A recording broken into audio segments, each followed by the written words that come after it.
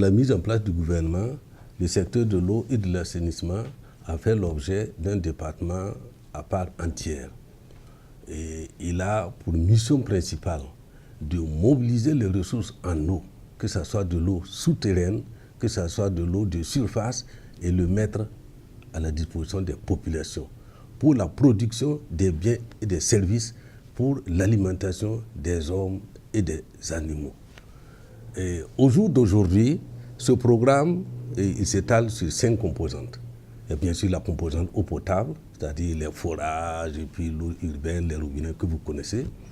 Il y a la composante mobilisation des eaux, ça c'est les barrages, les lacs, et là aussi c'est les eaux de surface. Il y a la composante assainissement, c'est un véritable enjeu pour notre pays, parce que vous avez entendu parler de défécation à l'air libre. Vous avez vu tout ce qu'il y a comme difficulté d'assainir le cadre urbain dans nos villes. Et là, je précise que l'assainissement qui est confié au ministère en charge de l'eau et de l'assainissement, c'est l'assainissement des eaux usées et excréta. Ce n'est pas l'assainissement pluvial. Bon, bien sûr, on se complète avec donc, les différents partenaires.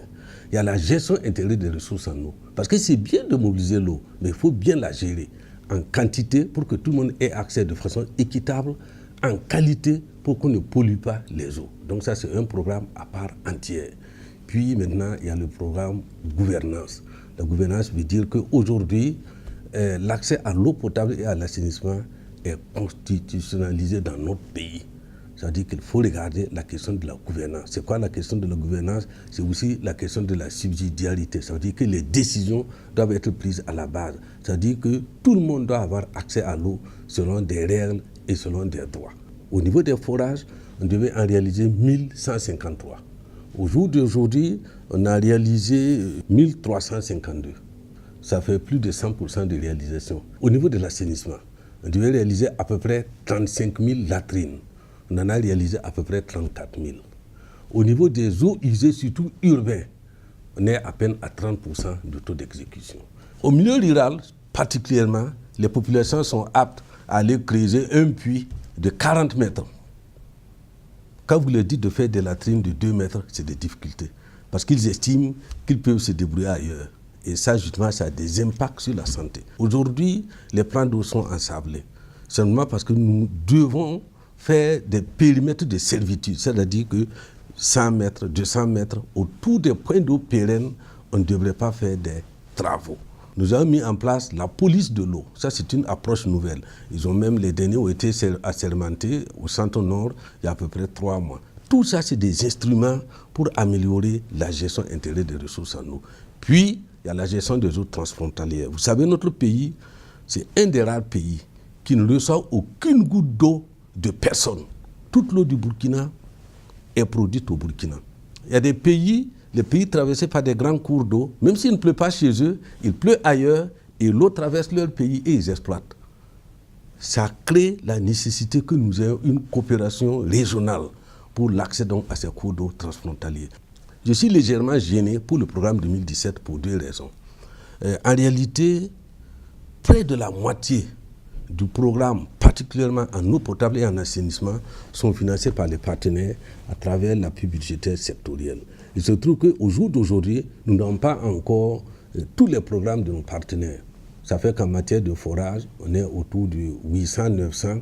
Et c'est ça qui fait que nous attendons de les compléter pour pouvoir effectivement tenir notre CACEM et rendre les chiffres publics. Parce que nous n'avons aucune raison de faire moins qu'en 2016, où nous avons eu beaucoup de difficultés dans l'environnement d'exécution de nos projets. Les barrages, c'est des ouvrages complexes, pour 2 raisons. Et il faut que nous acceptons que la réalisation d'un barrage commence par une étude. Les études sont longues. Et les études sont de plus en plus avec un impact social et environnemental conflictuel. Vous avez vu ce qui s'est passé à Samandini. Vous avez vu comment le barrage de Guité est bloqué parce que les populations, c'est normal, hein, ils ont des droits d'accès à terre, ils ont des propriétés terriennes et aujourd'hui, l'État est obligé de les indemniser, de négocier avec eux pour pouvoir faire les barrages. Il y a 20 ans, ça n'existait pas. En 2016, nous avons réalisé 3 barrages neufs et nous avons réhabilité 2 barrages.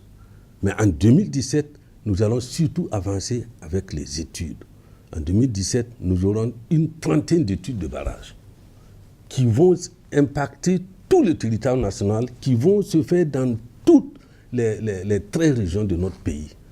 Et bien sûr, on fait les études et les études qui sont prêtes, on commence à exécuter. Cette année, on va en faire 9, c'est-à-dire barrages 9 et réhabilitation compris. Voilà globalement nos ambitions pour 2017. J'ai saisi l'occasion donc qui m'est donnée pour en tout cas présenter au nom du ministère, au nom de tous mes collaborateurs, nos vœux sincères, nos vœux à la population, à ceux qui attendent de l'eau sur tous les plans, parce que j'ai oublié de parler de la ville de Ouagadougou, nos vœux à la population de Ouagadougou, et je crois que les plus grands vœux pour 2017, c'est qu'ils aient l'eau à Ouagadougou et qu'il n'y ait plus la crise de l'eau. Nous travaillons à cela et nous pensons que d'ici le mois de mars, nous allons tripler en tout cas la fourniture d'eau à Ouagadougou à travers la mise en œuvre du programme des Zika. Nous présentons aussi nos vœux à tous nos partenaires qui nous ont beaucoup appuyés, qui continuent de nous appuyer. Que l'année 2017 soit une année de paix. Notre pays en a besoin. Et là, c'est des questions touchantes. Que l'année 2017 soit une année de cohésion. Et que l'année 2017 soit enfin une année de production des biens et services pour l'intérêt de nos populations.